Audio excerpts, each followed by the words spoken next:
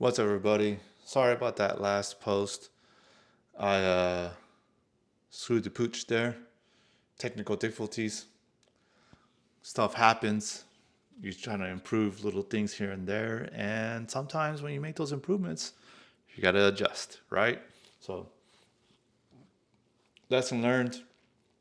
And good thing I have all the little mechanisms here to see if, and great for my community to let me know that my sound wasn't working. So, but today's topic is the difference between civilian versus the military training and why experience will always win, right? So the last few days I've been reading up on posts from Facebook and Reddit where I just remember this one particular post. They talked about how this guy would prefer somebody who went to a Part 147 school over the military training or the military member to get hired on, because the guys who was hired, whether he did it or he hired them or not, that they've been let go. So I typically don't like to work with Part 147 students, because it's been in my experience is that they're not so much aware of aircraft safety. They're not really aware of some of the dangers, right? Of punching a rivet, an aircraft wing, and to me that's coming natural. Anything that I'm gonna see, just getting into a room or if I'm around an aircraft, naturally, I always have my hand out. That's always a natural thing. It doesn't even matter if that thing is high, because especially I'm coming around an aircraft that I'm kind of new to. So when I was, been working with a nonprofit, aviation organization that helps kids kind of grow their love or passion for aviation, you know, that this little Cessnas are small. So I'm always being careful with my head. I don't have no cushion. I had no hair to absorb that impact. And what's funny is that I learned this from tech school. I learned the hardest way, and all it took is one time to hit my head, and in 14 years, never did it again. Never hit my head, not once. Learn from experience. Okay, so today I'm just going to talk about just to remove the confusion a lot of military maintainers have, because they might feel that, oh, the aviation training is superior because those guys went to 18 to 24 months of schooling compared to the military side of things, where I believe whether you go work on an aircraft, you're a civilian and you go a 147 school, this is not to trash them. This is not to say one is better than the other. I think it's preferred. It's a preference. I prefer a certain way. Civilian teaches one way, and the military teaches another. So I wanted to kind of remove that confusion that military maintainers feel. And here's what I hear all the time: is that a kid has years of experience in school, but they might feel like they're feeling behind and they don't have the schooling. And that feeling doesn't come from reality, right? It comes from comparing two entirely different training systems and approaches or pathways or methods. And without understanding which one is designed to do. Yeah, it's like one is designed for a certain person. The military is designed for you, a military maintainer, for a purpose, for a mission. Okay. So, what is a civilian training built for, right? It provides an important purpose, and it's designed for people who maybe they didn't want to go to the military, but they wanted to work in aviation. I kind of wish that was an option, you know, because I wanted to work on, you know, actually, never mind. I wasn't aware about it. However, I wanted to work on F-16s, and I'll tell you. Well, let's go back before I rant off on something else. Okay, I'll save it for later.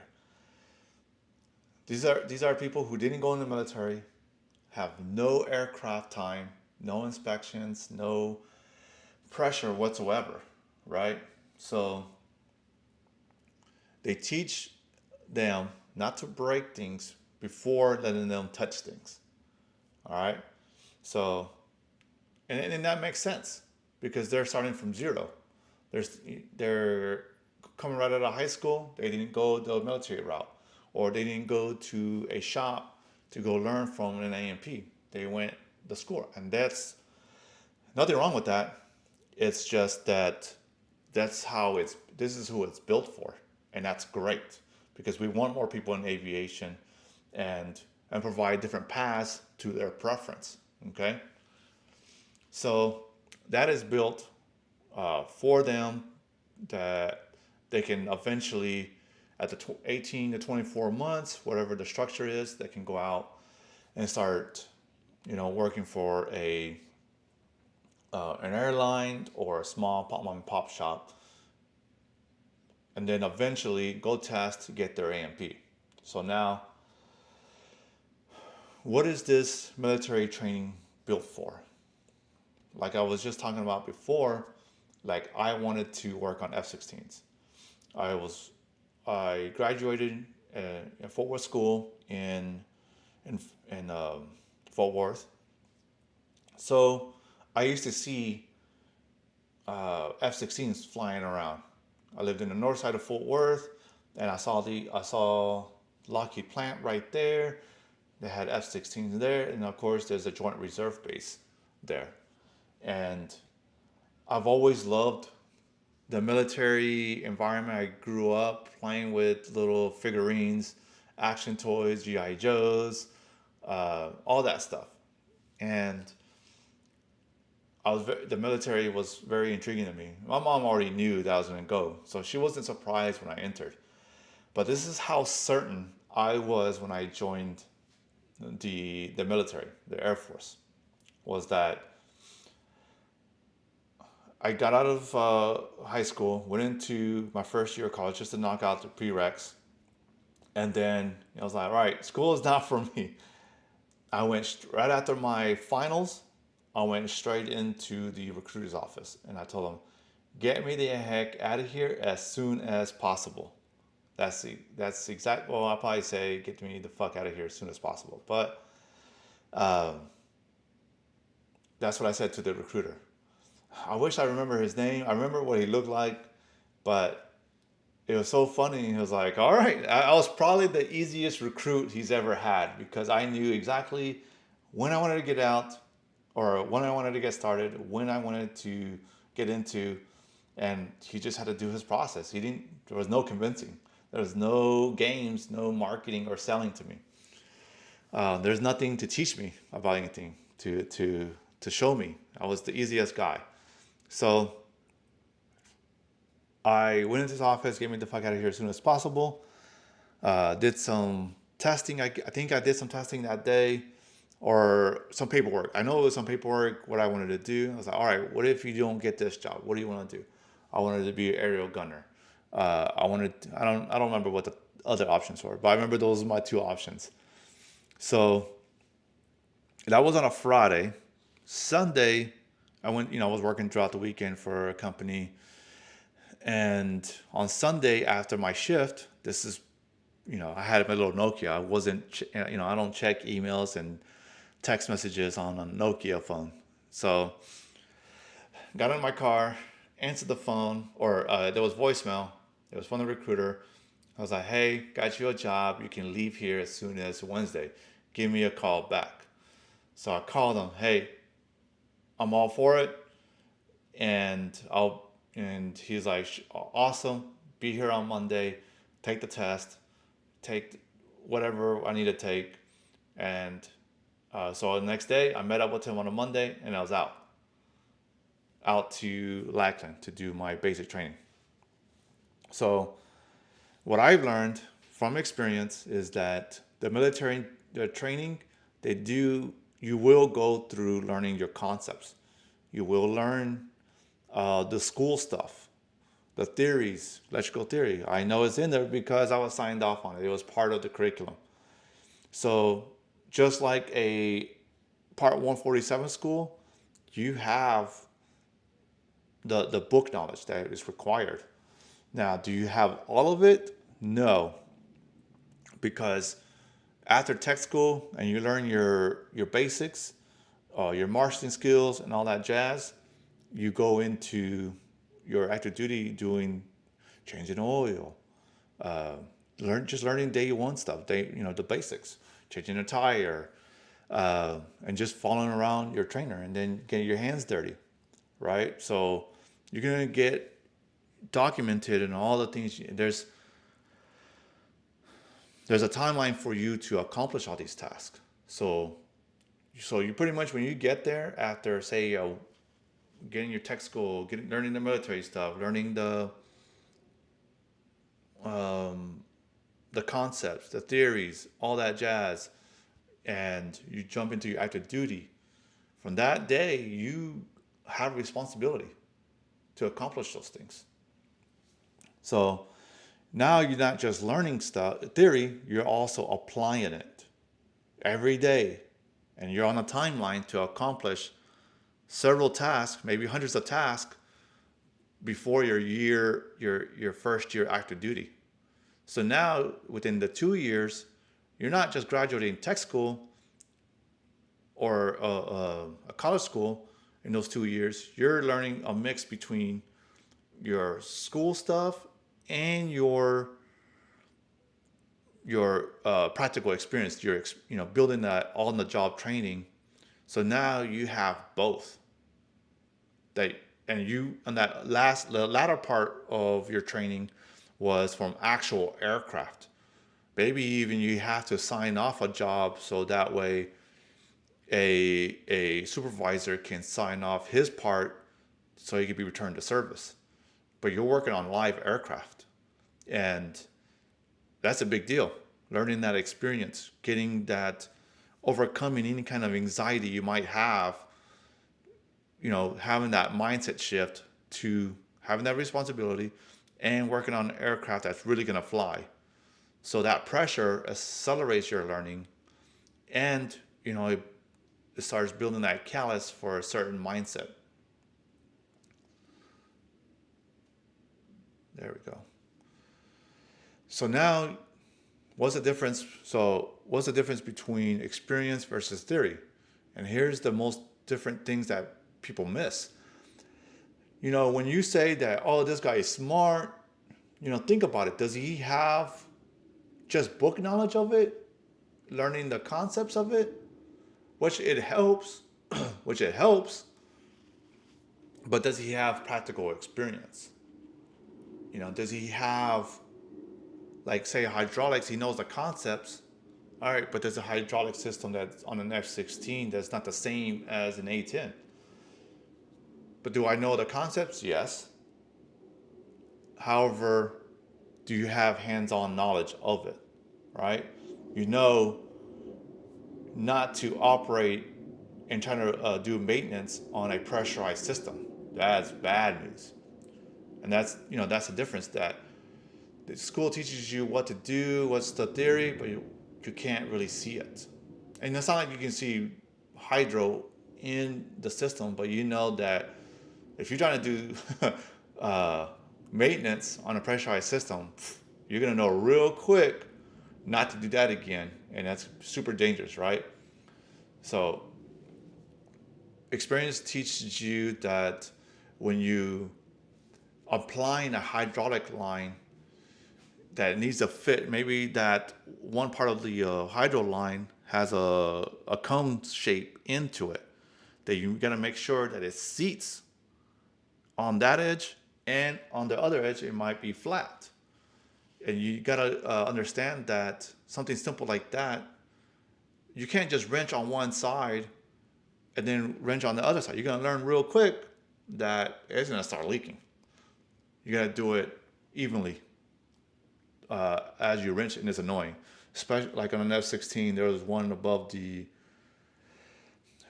landing gear door, and I had to be crawling in and out to do this 3 wrenches here, 3 inches here, and to make sure that one, there's enough room or enough space between other lines, and it doesn't leak. So this thing had to be perfect. But that's what experience just teaches you. Oh, I got a perfect example of this. When we go when we go working with the pilot and he's on the go, he needs to have needs to fix this ASAP, right? He a pilot might see an error on his screen, and we go, yeah, we can learn the theory of why it happened, and we can go check on those things. But then sometimes you just need to cycle through the power, cycle it back in, just so that way you can. It's just sometimes it's just a glitch, just little glitches like that, and you test. The pilot will test his systems. I was like, okay, didn't return. It stayed off for the past 20 minutes. It's sitting here, so yeah, we're good to go. And an engineer will see it as like, well, the problem could be this, can be that. We're gonna look into this. I was like, no, dude. It's like the glitch is gone. You just recycle power, and that was it. and those things happen. So on the flight line, there's a time where the engineer is good to have, and then sometimes if we have a mission, we gotta go, and then everything checks out. It didn't come back. Didn't come back in an hour. He was sitting there from the parking spot, and then all the way to the taxi or the end of runway. So that's the difference with the experience and theory, that maintenance maintainers need to understand that part, because you're not behind. Because you come with this experience, you come with a lot of value, experience more under pressure, and the employers value this. This is why they are doing more to do more outreach, because they're wanting a guy who they can place and start running. And nothing bad against the guys coming out of the student, because there's a place for that. They're just a little behind on starting on knowledge on training. Understand safety, you understand that the risks, you know how to take care of yourself, you understand concepts already. Do you know everything? No, but there's less for you to be taught than somebody who's never been around a real aircraft, fixing things for real. And you're gonna pick it up fast. That's why in my school I would teach you how to do bucking rivets, even though you never picked up a bucking rivet or picked up a um, fuck, brain fart already. But yeah, maybe you didn't pick up that tool already, or flexing lines. There you go, straddle flex lines. Or in my experience, no shit. Looking at you, you pick it up. I'll teach you one thing, how to do it. I'll teach you how to do it, and then you go and do it yourself. And 99% of you get it done right the first time, because it's so simple. You understand the theory behind it, and you know how to turn a wrench. You know how to figure things out already. That's a skill that a lot of people won't tell you. Bonus is that you know how to figure things out. So you're someone who understands consequences, follows procedures, and the importance of following that procedure, because there's a reason why that sequence needs to happen that certain way. And then you won't freeze under pressure. You're not going to fold like, oh, I'm so afraid. No, like depressurize the system, and dump it. We'll dump it and then do the maintenance, right? So you guys, military maintainers, already operate that way, and you got to understand that you are already a professional, and this is where a military maintainer might get it wrong. You think that because you don't have that school that it replaces experience. But the one thing that I see often is they would rather have the experience over the knowledge. And then what the kids are being taught in the school is like, hey, don't worry so much that you didn't have all the knowledge up front when you get to graduate tech school or this Part 147.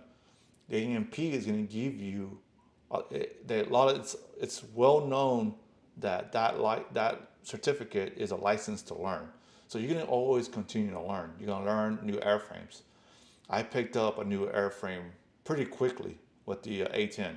One, it was a lot of room, so it's still lefty loosey, righty tighty, the pressurized system, check for the wings, all it's still the same. And yeah, there was a learning curve to it, but I would say in a year or two I picked up pretty fast. Not from zero.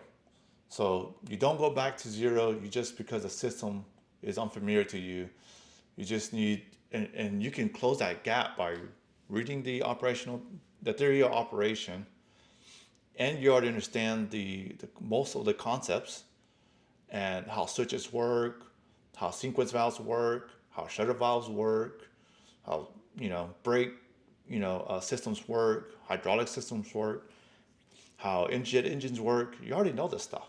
So you come with the experience that is very valuable and quicker to adapt to the culture, quicker to adapt to the operation of a company.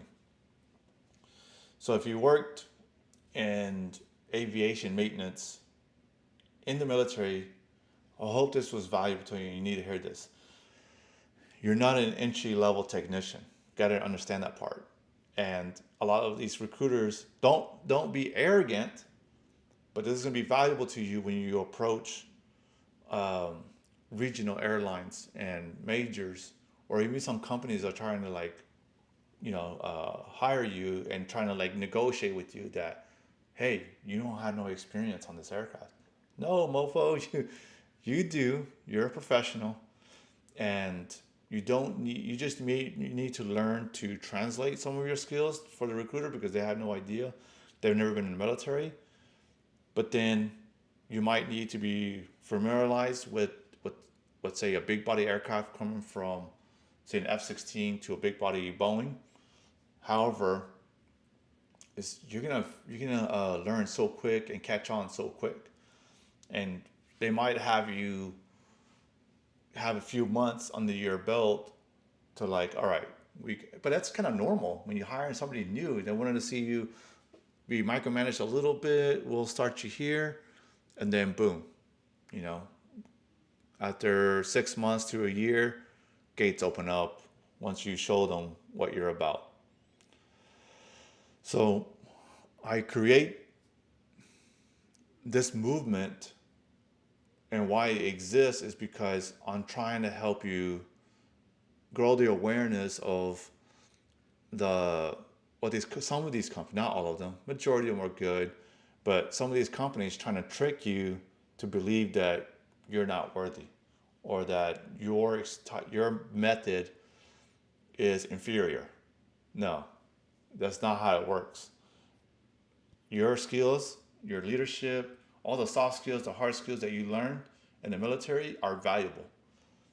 And a lot of director of maintenance at these companies love that about you. Is there some things you might need to leave? Yeah, because these companies have HR. So you got to be careful with that. Don't get yourself in trouble. All right. So, but no hype, no fluff, just clarity.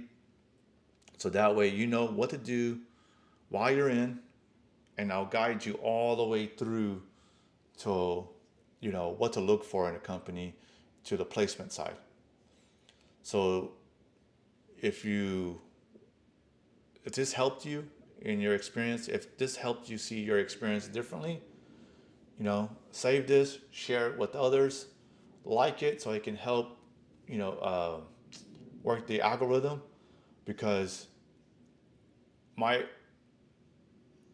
I love to I'm doing this because I love to help you guys out, uh, fix the pain that you've had, that maybe there was a huge question mark. Man, what am I gonna do afterwards? And that was a huge question mark to myself, and that's a huge question mark when you'll sit around with your boys and inside of a launch truck or at the break room or sitting before roll call, and you're like, man, what are we gonna do afterwards? And a group supervisor will tell you, hey, what's your plans afterwards? You're not gonna do the military forever. So if you feel this was valuable, share this, and please like it, follow it, so that way it works, the algorithm in a positive way to reach this out to more people. And if you have any comments of something I said that was wrong, or you want to add to it, comment below. What do you think that the military maintainers need to work on, or skills that you already have is awesome? And share your side, your story. If you work both sides, awesome. I'd love to hear it. All right. Pull in chocks, guys. Have a great rest of the day.